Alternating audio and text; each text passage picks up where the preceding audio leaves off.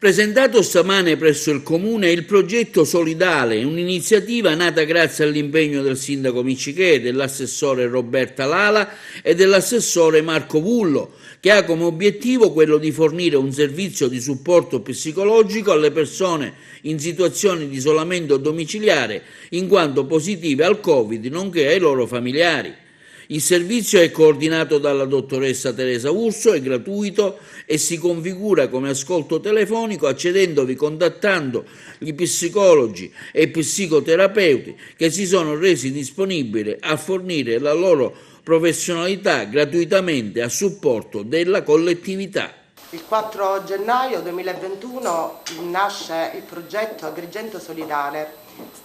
fatto da psicologhe volontarie che con amore e dedizione mettono il loro impegno per dare un ascolto telefonico a coloro che sono in stato di isolamento perché positivi al Covid. Vogliamo fare in modo che questo isolamento non sia un isolamento umano, ma che abbiano un sostegno, perché è un momento difficile per tutti, lo è ancora di più per chi è positivo alla malattia e quindi ne subisce un trauma e vogliamo assolutamente supportarlo. Questo progetto è stato fortemente voluto dal sindaco e lo abbiamo abbracciato io e l'assessore Vullo. Nel sito del comune metteremo il logo e le informazioni con i numeri di telefono attraverso i quali potete rivolgervi con fiducia a queste psicologhe che ringrazio pubblicamente per il loro impegno, per la loro dedizione, per la loro presenza, perché davvero gratuitamente si sono messe a disposizione per dare sostegno a chi ne ha bisogno. È un servizio gratuito per i cittadini e quindi troverete a breve le informazioni sul sito internet del comune. È un progetto solidale, si chiama appunto Agrigento Solidale. Agrigento è sempre più solidale e questa è la battuta che mi sento di fare, nel senso che l'unione e la forza di esperienze e professionalità presenti ad Agrigento attraverso proprio quella che è la semplice parola solidarietà, volere fare per gli altri, siamo riusciti a mettere in campo questo progetto, questo servizio destinato in questa prima fase alle persone colpite dal Covid che si sentono sole, che hanno bisogno di un supporto psicologico attraverso l'aiuto e la professionalità, come dicevo poc'anzi, dei psicologi che hanno messo volontariamente e gratuitamente la propria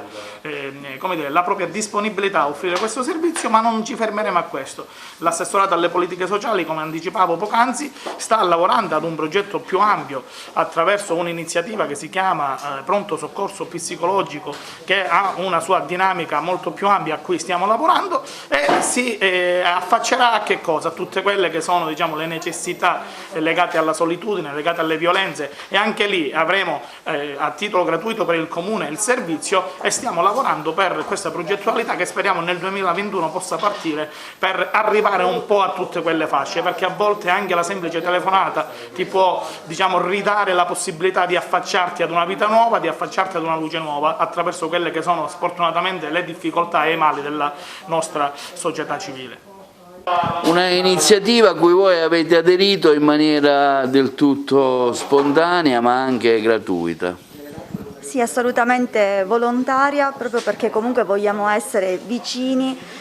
proprio alle persone che hanno in questo momento più necessità, perché l'isolamento fisico non si deve tradurre anche in isolamento emotivo e umano, e soprattutto queste persone hanno bisogno proprio veramente di avere un sostegno che sia emotivo e psicologico per poter proprio cercare di rafforzarsi, di non perdere la speranza e di riuscire veramente comunque a sentirsi parte sempre della società, non sentirsi abbandonati. Ho voluto mettere a servizio la mia professionalità proprio per accorciare le distanze tra quelle che sono le persone costrette alla quarantena per il decorso della loro malattia e la restante cittadinanza che in questo momento può continuare la vita lavorativa eccetera. Naturalmente ci troviamo di fronte ad una condizione di alti livelli di stress, livelli d'ansia, perché c'è un pregiudizio importante tra le persone positive e quelle che invece non lo sono, e quindi vogliamo essere presenti di fronte a questo disagio per abbattere non solo i pregiudizi ma anche tutte le complicazioni psicologiche che le persone possono provare in questo momento. Il servizio sarà anonimo, quindi tutte le persone che attingeranno al servizio saranno rispettate dal punto di vista della privacy,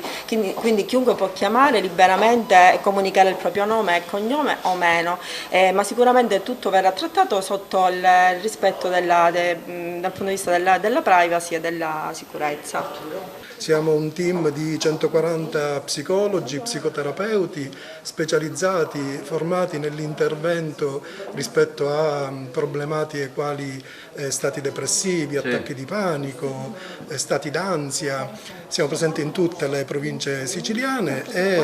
e interveniamo sia online che offline. Chiaramente per i positivi al Covid non è che è possibile intervenire online. Da psicologa e da consigliere comunale non posso che essere felice di questa iniziativa che sottolinea ancora una volta e dimostra quanto l'amministrazione sia attenta al benessere del cittadino. In questo periodo di emergenza Covid è importante tenere presente e occuparsi della salute mentale oltre che di quella fisica. Io mi sono messa a disposizione, mi unirò al team di psicologhe, quindi sono a disposizione per chiunque avesse bisogno.